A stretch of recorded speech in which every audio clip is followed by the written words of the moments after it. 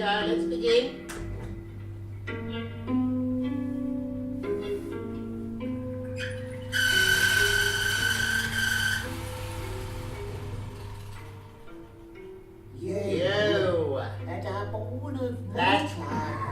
Born of mortal womb, our slaves, by necessity to me. Fate, the sower. And I shall weave your destiny with these very threads, from your ma, from your pa, and one from me, at the price of 2, you get 3. Ma will give an X, Pa will give a Y, and S'll slap your ass, and you'll give a mighty cry.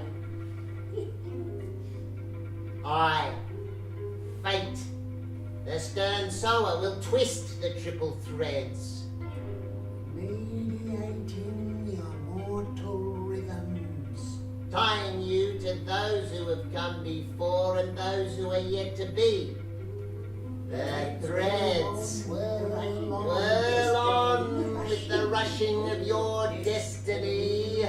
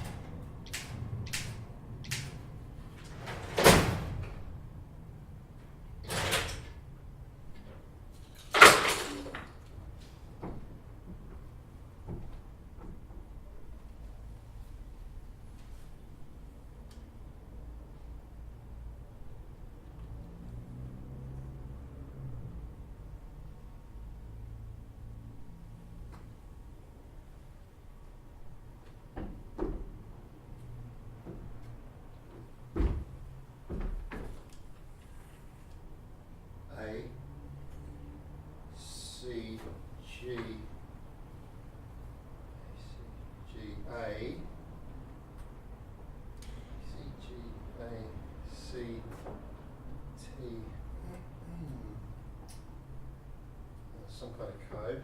A C G A C T A C G C T A R. Yeah, coding for DNA. X Y.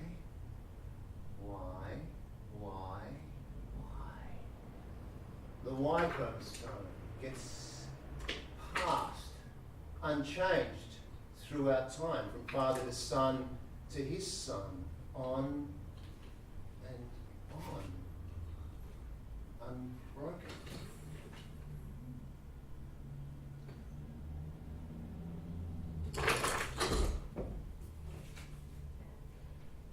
Ancient Lebanese proverb, A man can no more forget his father or grandfather than a river can forget its source. Oh, bullshit. I didn't even know my grandfather. My father didn't even know his father. He died when he was a baby. How can you forget someone you never knew? I feel like I'm being watched. Ah, you're watching me. Well, of course you're watching me. You're the audience. I'm the actor. You're here to watch me tell stories, and I'm here to change identities, to play all the roles. Hi, I'm Dave. So, stories. Here's a true story. My grandfather, the one that I never knew, his name was Elias, and his nickname was Eli. Now, I had no idea about that when I named my own son Eli.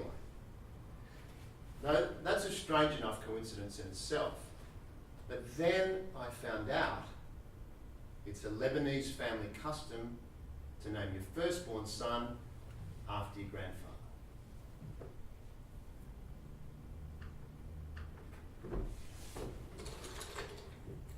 Maybe the ties connecting me to the past are not as fragile as I think.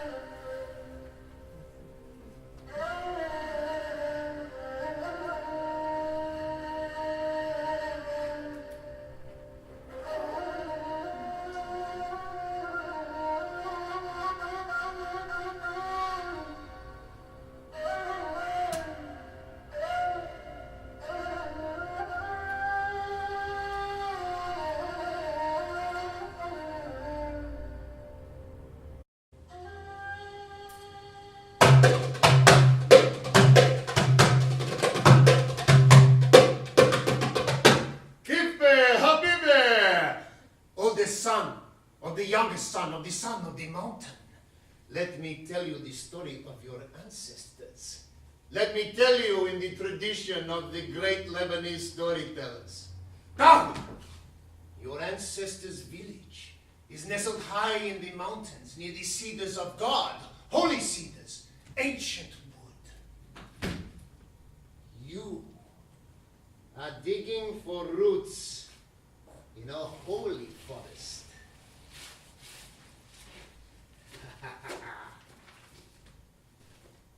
Here, scribbled in the margins of this ancient Bible, is the first written record of your village, Kereshal. It records an attack on the village in the year 1283 by the brutal warlords, the Mamluks. Your ancestors fled to a beautiful and inaccessible grotto, where they were besieged for 7 long years. Suffering, vicissitudes and deprivations that you could never dream of. The young ones, born therein, never feeling the caress of the sun's warm touch. Meanwhile, the wily Mamluks, tiring of their vigil, convinced the villagers to descend from their mountain hideaway on the promise of a safe release.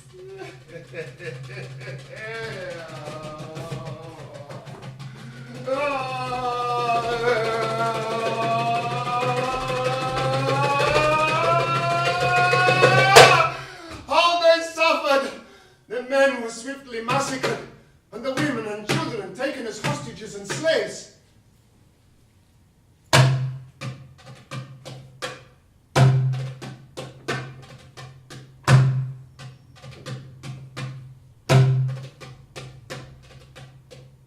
So much suffering, centuries of bloodshed and violence, brutal men battling for power over these mountains, gateway to the splendors of the Holy Land. For this place was sacred long before our Lord Jesus Christ was born. The holy cedars of Mount Lebanon, they once sheltered the Sumerian Gilgamesh, hero of the first written story. Noah used these cedars to build his ark, and King Solomon, he sought them for the construction of his temple. Still, they stand 5,000 years old. The Roman Emperor Hadrian, Mamluk caliphs, and Maronite patriarchs have all issued decrees protecting the ancient stand. Even Queen Victoria herself deemed them worthy of protection.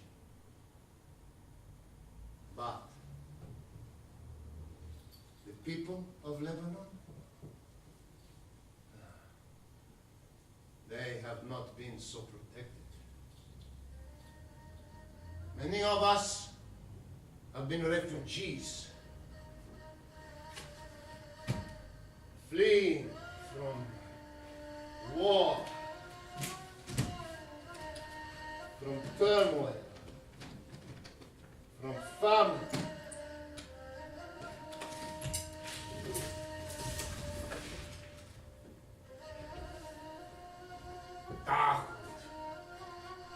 Your grandfather Elias was one of them.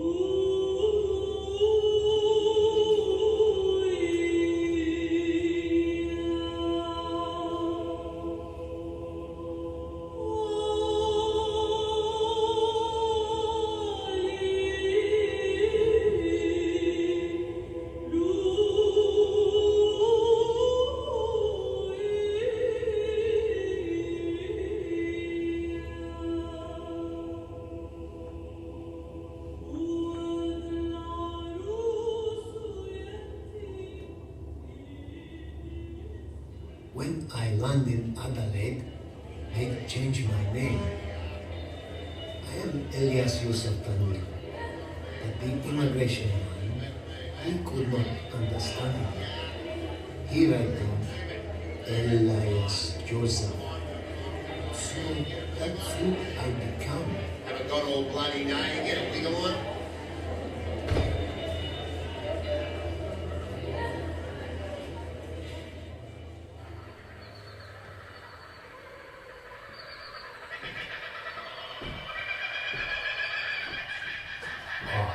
It's a beautiful land, this one. When I first come here, a man from my country gave me a suitcase full of cotton and colored ribbons, needles, fancy things. He teach me, hello, missus. This one very nice, 2 shilling. I'm walking, selling to the farmers' wives.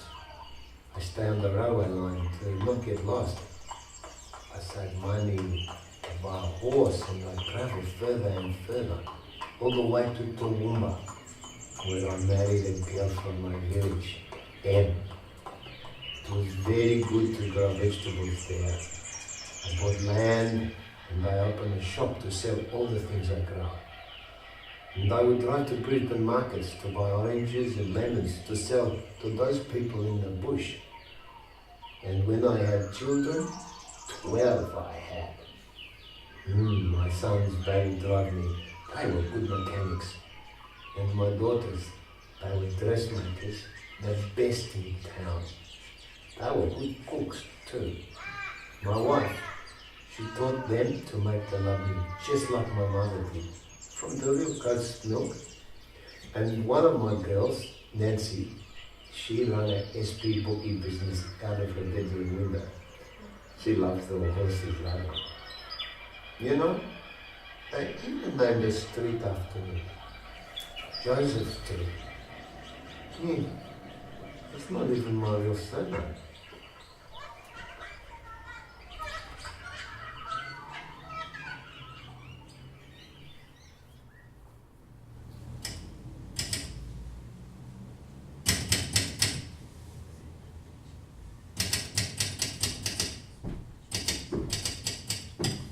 Application for Certificate of Naturalisation.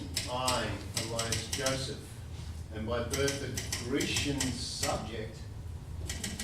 I was born on Naxos Island, Grecian archipelago.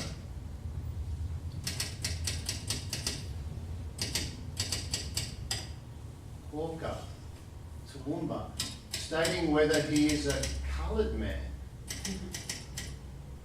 Sir, received from Elias Joseph, certificate application for naturalisation. I have the honour to inform you, sir, that the applicant is not a coloured man. When he was 12 years of age, he went with his parents from Naxos Island to Port Said, where both his parents died. Subsequently coming to Australia, he arrived in Adelaide in 1898. For 12 years, he followed the occupation of hawker and was never proceeded against for a breach of the law. He came to Queensland and then to Toowoomba. In the year 1910, he married the daughter of an Assyrian storekeeper. Applicant has recently purchased a small farm. In all of his business transactions, he has proved himself to be an honest man and generally bears a very good character. The only document he can produce in support of his claim of being born on Naxos Island, Grecian archipelago, is his marriage certificate. But all inquiries leave no doubt to his nationality. I have the honour to be, sir, your obedient servant. I thought he was Lebanese. I thought I was Lebanese.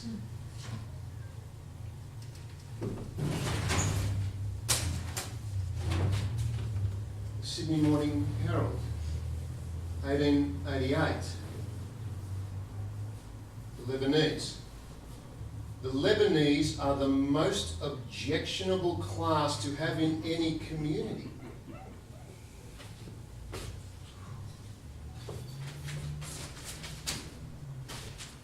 South Australian Register, 1893.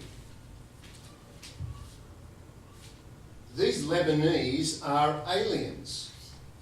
Besides breeding disease and hybrid children, neither black nor white nor brindle, they live on a lower scale. They are of an inferior race, inferior in morals, inferior in enlightenment, and inferior in standards of living. What have we to gain from them?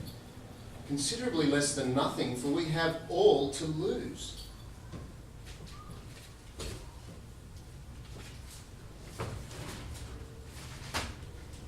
The Argus, 1900.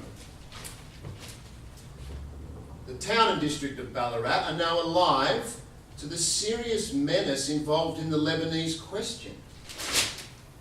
What brought the Lebanese here in such numbers, and who keeps them here?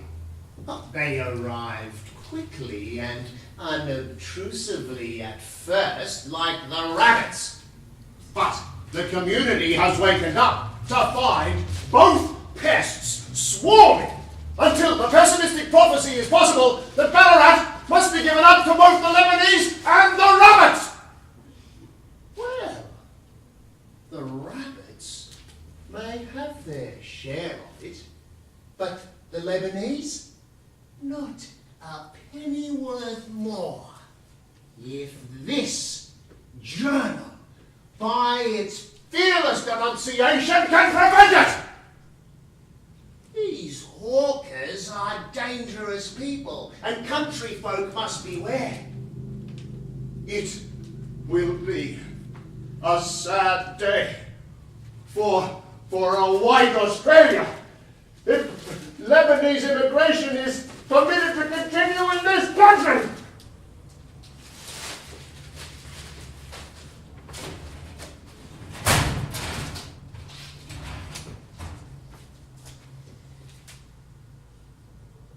(1901) Federation.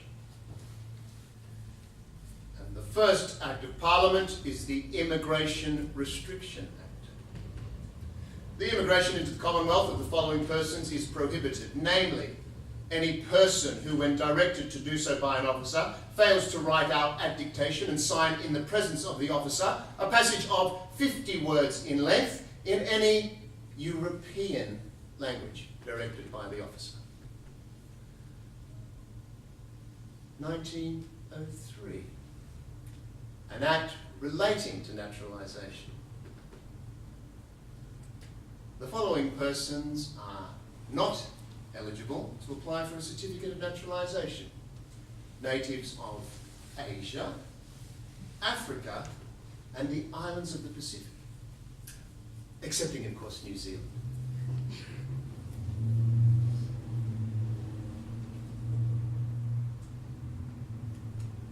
So, White Australia had drawn a line in the sand, and a literal line around the edges of Europe.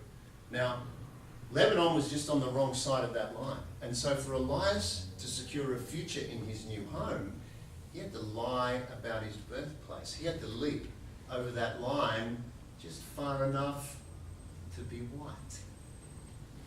Naxos Island, it was only 800 kilometres from his village. That was less than half of what he walked from Adelaide to Toowoomba. Wow. I never really realised the impact of racism on my own family, on the life of my own grandfather. Racism then, racism now. It's the same threads running through my family, through me, through you, through us, through the whole country.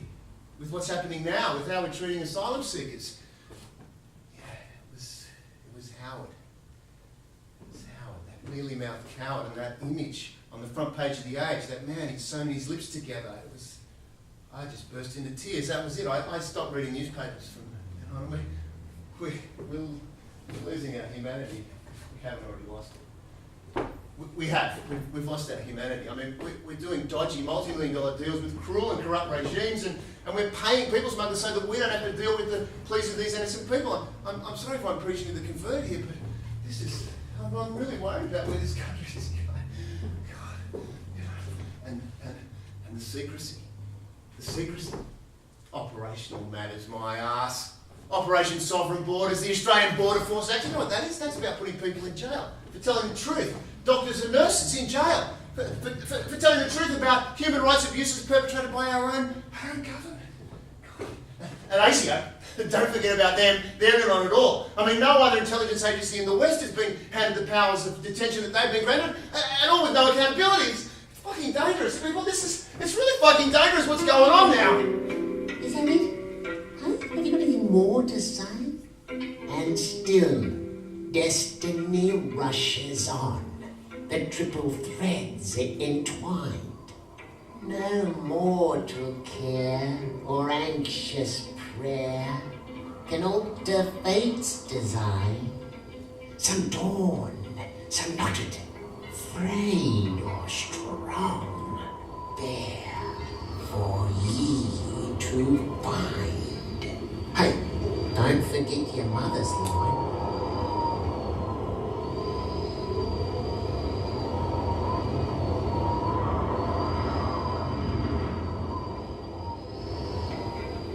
Mother's line. Roald Amundsen, the famed Norwegian Antarctic explorer and discoverer of the South Pole.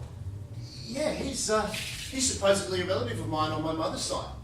Well, that's what Mum's dad Fred used to tell us kids, or as he affectionately called us, the little prawnheads. Well, Fred's surname was Amundsen, so Amundsen, there might be some truth in that. But there is an old Norwegian proverb. The god of truth is often lined with lies.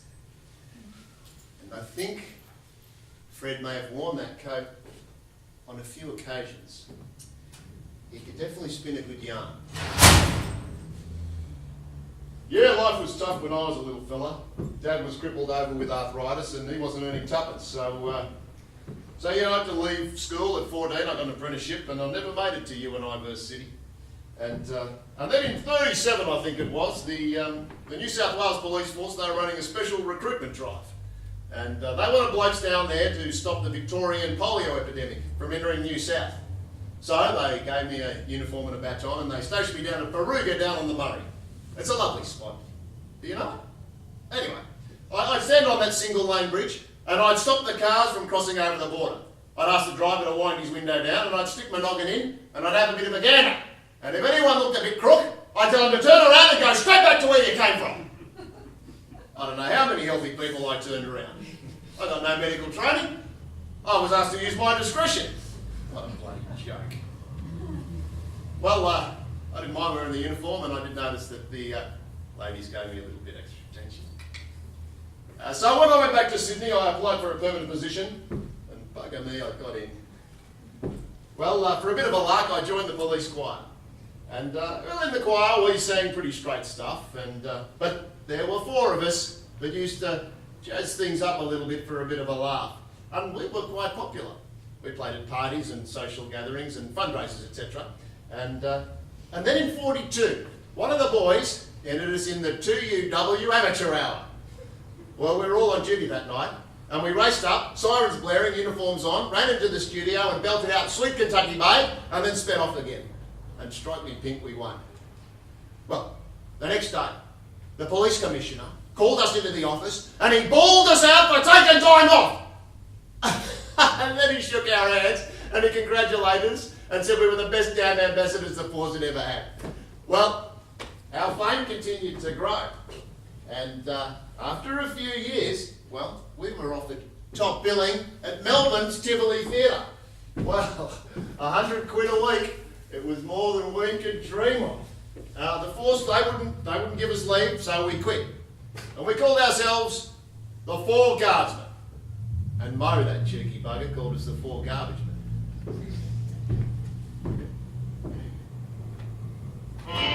Ladies and gentlemen, the Tivoli Theatre, affectionately known to all who love entertainment as the Tiv. Established in 1893 at the Old Opera House in Sydney. Bubbling over with action, comedy, colour and charm. Featuring the greatest variety bill ever presented. and a brilliant constellation of overseas stars. Harry Houdini, Gracie Fields, Winnie Atwell, and Sir Lawrence Olivier. This gay, sparkling review is your rendezvous with rhythm, where beautiful showgirls parade and dance. And Tiff is home to Australia's favourite comic, Roy Reid, better known to us all as Mo. And now, 50 years on, we're still going strong, visiting all the important Australian metropoli: Melbourne, Sydney, Brisbane, and Toowoomba. Black and white cigarettes are always used in TV productions. The artists prefer them. And introducing our newest act, sure to win a place in the hearts of all music lovers, the kings of comic harmony, the Four Guardsmen.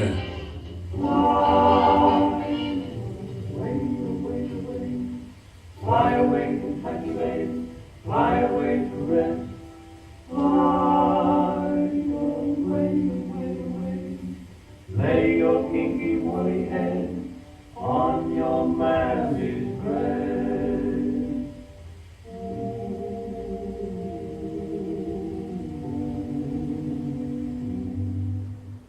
Powder your face with sunshine, put on a great big smile, make up your eyes with laughter, folks will be laughing with you in a little while.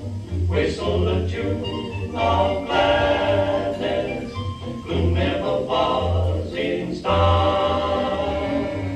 The future's brighter when hearts are lighter. Smile, smile, smile.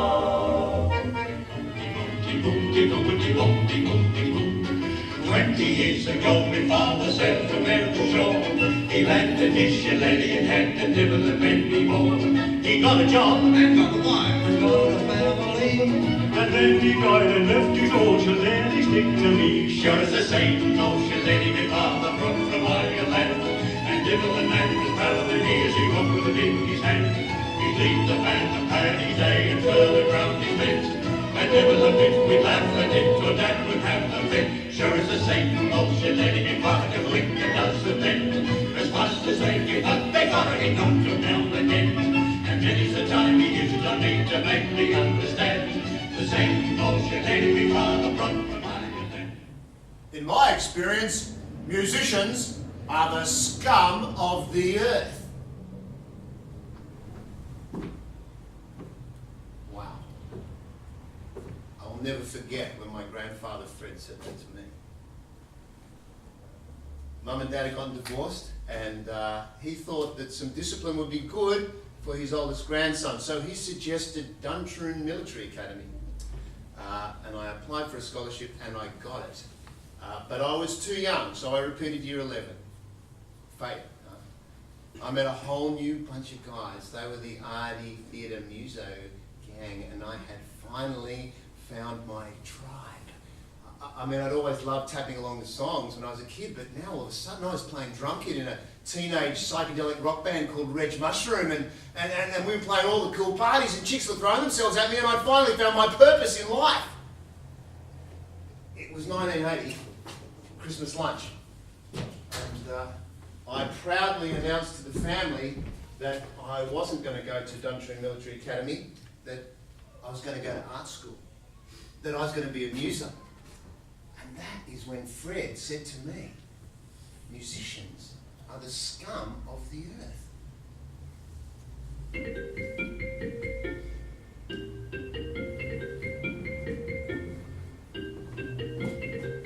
Hello? Oh, hi, darling. How are you? Oh, Mum. Hey, how you going? I'm fine. I'm really fine. How's everything going? Good, but I'm right in the middle of a show at the moment. Like, you're actually in the middle of the show, so I shouldn't be talking? No, it's okay. What's up? Oh, no. It's just that I was remembering today some stuff about my dad. And I remember going to this afternoon tea, one of the women there just happened to say, so Freddie, you're still working for the Secret Service. What? Well, that really just didn't mean anything to to me, it went over my head. The next day, probably he thought about it, and he probably thought I wondered what was going on, so he decided to tell me. I can still see it sitting in the car driving along the Anzac Parade, and he sort of said, well, you know, yesterday when, and this woman's nickname was Chookie, her real name was Beryl, but for some reason she was called Chook, and we kids called her Chookie. He said, you know when Chookie said something about me working for the Secret Service, and I must have said yes. And he said, well, I think he said, well, yes, it is something like that, what I do. It's very important that we were not to discuss it at all. And to be honest, all I remember is thinking, oh, gee, I wish I could go to school and tell everybody that'll make me important. Oh dear, how silly. But, so that's the first time I really knew. But when I look back now, I can remember various things as a very young child. Oh yeah, like what sort of stuff? So I remember particularly one phone call because it wasn't long after we had the phone put on. And this man rang and asked for Mr. Jenkins, which, you know, and I knew nothing about Mr. Jenkins, and I must have told him, no, sorry, you've got the wrong number, and hung up. But I mentioned it to Mum, and she said, no, you must always tell me whoever rings, when anybody rings, just get me. So that was also obviously some kind of connection going on there. Yeah, well, maybe that was his alias. And there were periods when he was away for a while. You know, he'd be away for a week or maybe two, and... I remember reading that CIA would send their agents on torture camps. Is that what they were? Well, I think they would have been, because I vaguely remember one particular time when he was pretty nasty when he came back. Like he seemed to be in a bit of a state when he came home, and very stressed. But, you know, you just don't think about it at the time. You know, like when we were small children, you just accept that your father is what he says he is. So that, you know, I have been trying to think more about what, if I could find other memories, but that's about it.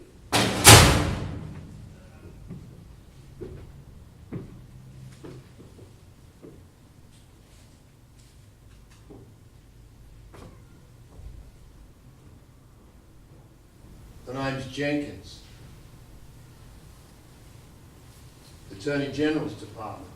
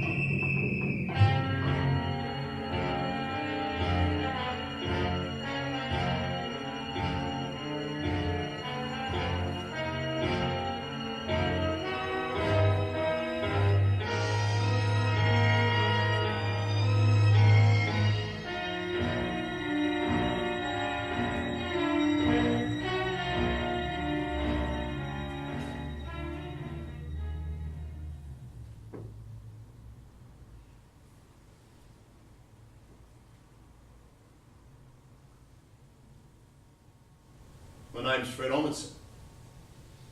I work for ASIO, Sea Branch. I keep unwanted aliens out of Australia. I keep our way of life secure.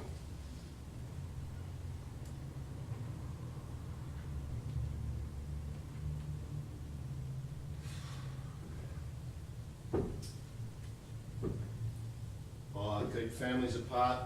I keep fathers away from their children. I keep wives lonely. What was his name? The kids, they wrote letters to the PM. They said they wanted their dad back. Moscow. It's a bloody long way away. Maybe I should have kept singing. I was so happy back then, yeah. A life on the road with all those Tivoli dancing girls, lights, stage, curtains. They sent me behind the Iron Curtain, you know. I was stationed in Rome, had trips to Vienna, Yugoslavia, Czechoslovakia. It was the time of the revolution, exciting times. You wouldn't be dead for quids. Frankel. Abe Frankel. That was his name. Yeah. He didn't see his kids for 30 years. Poor bastard. And then there was the Petrov affair. What a dog's breakfast that was. At 51, peak of the Cold War. Now, I was a handler for a Russian-speaking Polish agent that was employed to watch a Ukrainian doctor that we'd employed to befriend Vladimir Petrov. Now, we could never work out whether he was a double agent or not. The doctor, not Petrov. Petrov, he was just a disgruntled clerk running a sly grog shop out of the Russian embassy. Menzies' Cold War triumph. Anyway, that's enough of that.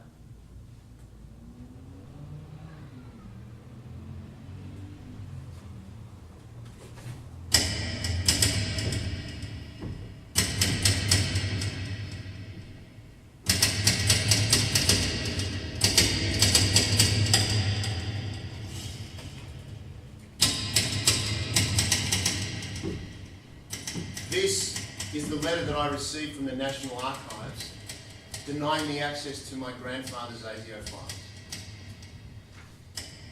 Decision. After examining this record, I decided not to release it for public access. Reasons for decision. The public disclosure of this information would reasonably be expected to cause resentment and possible retaliation on the part of foreign governments and thus damage Australia's international relations.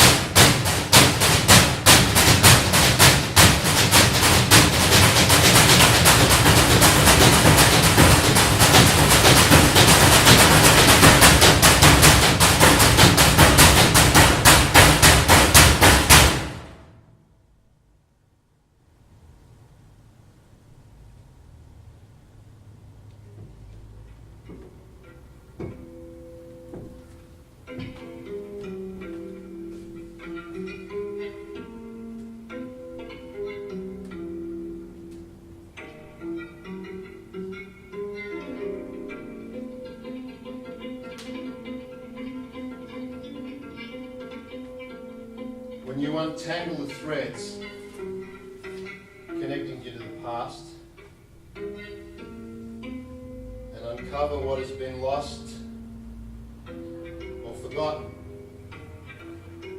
or secreted away. You see that you have been molded by those threads.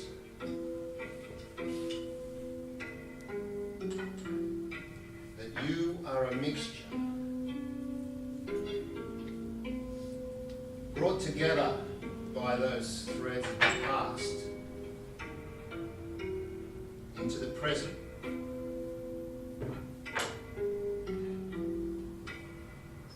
Which you share with your contemporaries.